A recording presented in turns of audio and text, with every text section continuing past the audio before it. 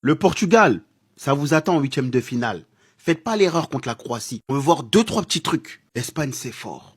Et plus particulièrement Dani Olmo. Sur la première mi-temps, il m'a impressionné, le boy. Contrôle orienté, ça c'est sa spéciale d'ailleurs. Les combinaisons barcelonaises avec Lamine et lui. Si je peux faire un peu le relou, je trouve que sur certains choix, il traîne un peu trop. Et dans l'ensemble, c'est fort. On sent qu'il est au-dessus, on sent qu'il y a la maîtrise, on sent que c'est un indispensable de cette équipe. Il est pas remplaçable, Dani Olmo. Oyarzabal. Frérot, toi, là, je pense que à ce rythme-là, il y a peut-être moyen que tu finisses meilleur buteur de la compétition. Quand il est dans un bon jour, quand il est devant les cages, là, waouh. Waouh! À chaque fois qu'il appuie sur rond, Oyarzabal, c'est pratiquement une grosse occasion de but. L'Espagne déroule, Lamine Yamal nous a montré toute sa magie. Voilà, il en fait un peu trop des fois, Lamine. C'est toujours un régal pour les yeux. Là, ce qu'on observe, c'est que cette équipe espagnole, finalement, elle monte en puissance. Et c'est là où les gens n'ont pas pris en compte. Les phases de poule, c'est bien. Mais la compétition, les 16e, le one-shot, c'est mieux. Donc, prochain match, ça va être plutôt compliqué. Portugal ou Croatie, quoi qu'il arrive, ça va être compliqué. Et on a hâte de voir ce qu'elle va proposer, cette équipe-là. Lamine, j'ai une question. Tu te fous de ma gueule ou bien c'est comment? Tu te fous de ma gueule?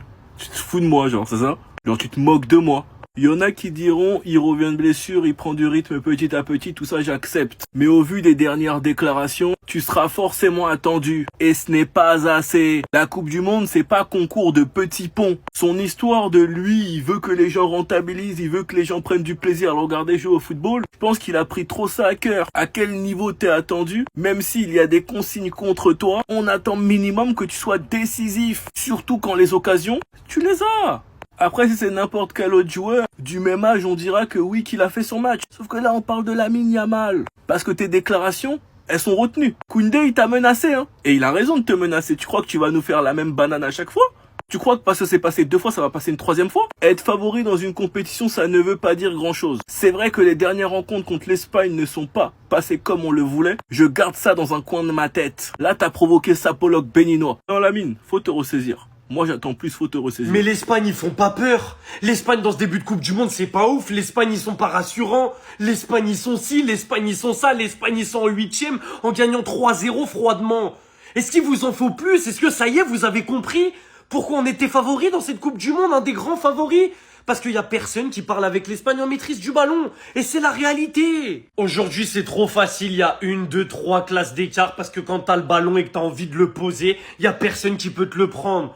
Et la maîtrise du milieu de terrain, c'est trop fort. Et il y a tout le monde qui a été au niveau. Et il y a trop de joueurs dont il faut que je parle. Lui, c'est le meilleur défenseur de la Coupe du Monde froidement. Et c'est pour ça que l'Espagne a toujours pas encaissé de but dans cette Coupe du Monde. C'est en grande partie grâce à lui. Froidement. Il parle avec personne. Lui, quand j'ai dit que ça allait être un joueur surprise qui allait choquer tout le monde, on m'a pris pour un fou. Aujourd'hui, vous ouvrez les yeux. Doublé encore aujourd'hui, il a 5 goals assists dans cette Coupe du Monde. Il y a très peu de joueurs qui ont 5 goals assists dans cette Coupe du Monde. Donc mettez du respect, s'il vous plaît. Pedro Porro qui marque son premier but avec l'Espagne, qui montre qu'il met une tempête à Llorente, qui doit commencer titulaire tous les jours. Les 2 seuls matchs où on a été choquants, on a joué à notre niveau, c'est les 2 matchs où Porro a commencé titulaire. Donc il y a un lien forcément. La différence que ça fait aussi d'avoir un Olmo titulaire, un vrai numéro 10, qui sait jouer en 1 touche, qui sait jouer en 2 touches, qui sait accélérer le jeu, qui sait poser le jeu. Ça fait trop de différence d'avoir un Olmo dans ton équipe. Et aujourd'hui, c'est un grand match encore aujourd'hui. Bref, comment vous dire, la qualification en 8e, elle est tranquille, elle est simple, elle est maîtrisée. Tout le monde a fait un gros match. Là, j'ai pas encore parlé de Pedri qui les a rendus fous. J'ai pas parlé de Yamal qui a mis Leimer sur les genoux à la 35e minute. J'ai pas parlé de Cucurella qui fait un gros match. Laporte qui a un patron aussi. Tout le monde a été bon. Et c'est pour ça que le 3-0, il est froid, il est net, il est sans bavure. Donc maintenant, j'espère qu'on va maintenir ce niveau de jeu toute la Coupe du Monde, voire même encore un petit peu plus monter en puissance. Même si ce qu'on voit aujourd'hui, ça, oui, c'est un grand favori d'une Coupe du Monde. Un match aussi maîtrisé en 16e de finale, c'est un match de grand favori de la Coupe du Monde. Maintenant, il va falloir continuer, prouver Portugal ou Croatie, ça va pas être facile. Belgique, États-Unis en quart, ça va pas être très très facile. Donc il faut continuer. Mais gros match aujourd'hui de l'Espagne. Et tous ceux qui critiquaient, j'espère qu'aujourd'hui vous avez compris qu'on n'était pas des petits. Foiré. Purée, qu'est-ce qu'il est bon ce mec, j'ai trop le seum. Aujourd'hui, il fait un match tellement incroyable. Ça a commencé avec ce but refusé. Alors apparemment le gardien qui était gêné. Bon, Arsenal a fait ça toute la saison, mais bon. Ensuite, il est décisif, notamment à la dernière passe, sur le premier but, sur l'ouverture du score. Mikel Oyarzabal, qui n'a plus qu'à la mettre. Magnifique mouvement de l'Espagne. Tout au long de cette première mi-temps, on aura vu aussi un Lamine Yamal qui aura, en 30 minutes, mis 3 petits points à Konrad Laimer. Baena et Lamine Yamal auraient même pu le 2-0 juste avant la mi-temps, parce que Baena trouve la barre et ça revient sur Lamine Yamal qui bute sur le gardien. Clairement une totale domination de l'Espagne en première mi-temps. On voit bien un 0 tir pour l'Autriche, une domination pour l'Espagne. En deuxième mi-temps, c'est Pedro Porro sur un centre de Baena, encore lui, qui va mettre une tête. On retrouvera Cucurella à la dernière passe sur le dernier but d'Oyarzabal juste avant le temps additionnel. L'Espagne s'impose donc 3-0 avec un doublé d'Oyarzabal et un but de Pedro Porro et 2 passes D de Cucurella. Se qualifie pour les huitièmes de finale et affrontera soit le Portugal, soit la Croatie. Ceci est le football. Ça, c'est mon football. C'est notre football à tous. Ceux qui sont vraiment fans de football et fans de jeu. L'Espagne, ils sont en train de monter en pression dans cette Coupe du Monde. Et petit à petit, plus les matchs passent, plus on voit le collectif se roder. Plus on voit ce collectif ressembler au collectif qu'on a vu il y a 2 ans à l'Euro. Parce qu'il faut rappeler qu'ils ont énormément de joueurs, soit qui reviennent de blessures, soit qui traînent une blessure, comme Rodri, comme Lamine Yamal notamment, Nico Williams également, des joueurs qui étaient essentiels lors du dernier Euro. Et excusez-moi de dire que collectivement parlant, à part la France qui a montré quelque chose d'énorme contre la Suède, mais surtout au niveau de l'attaque, collectivement parlant, il y a quasiment personne qui regarde l'Espagne dans les yeux.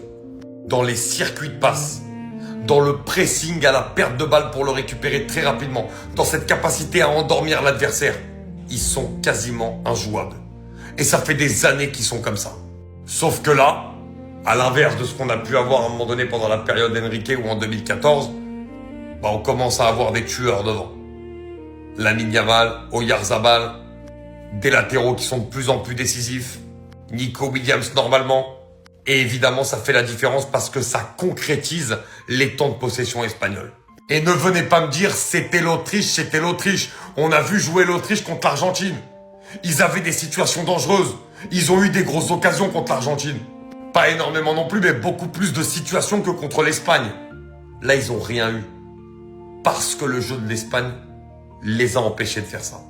Incroyable l'Espagne. Dites-vous qu'après ce qu'il lui a fait, il restait qu'une solution, celle de fermer les jambes. On était sur quelle forme d'irrespect s'il vous plaît? Lamine Yamal qui inflige 3 petits points à Laimer en littéralement 10 minutes. Il a dégoûté son vis-à-vis. Il commence à revenir, bien que pour l'instant on est très loin du Lamine Yamal Barcelone qu'on connaît. Ce qui est sûr, c'est que lui, on arrive toujours à lui faire confiance. L'homme de cette sélection de très loin et depuis un moment maintenant. À l'effigie du premier but aujourd'hui pour montrer le chemin des fils à son équipe, avec une très belle passe D de Cucurella qui est d'ailleurs très bien placé. Il sera aussi très crucial sur le deuxième but pour faire le break et notamment tuer le match sur le but de Pedro Porro, qui marquera un but d'une tête assez puissante. Et le travail de Cucurella n'est en aucun cas à sous-estimer, vu que c'est d'ailleurs lui aussi qui met la 3e passe D. Et sur le deuxième but, il fait un travail monstrueux, faisant de son mieux pour conserver le ballon et ainsi donner la possibilité à Baena d'offrir ce ballon. Sur le troisième but, sa qualité de passe et sa vision de jeu parlent pour lui-même, avec cette passe qu'il envoie, qui permet à Oyarzabal de finir devant les cages tranquillement en 1 contre 1. On dirait bien que petit à petit, l'Espagne commence à faire son nid. Pas spécialement attendu des joueurs qu'on attendait à la base, mais on voit bien que ce collectif reflète absolument tout sur le terrain.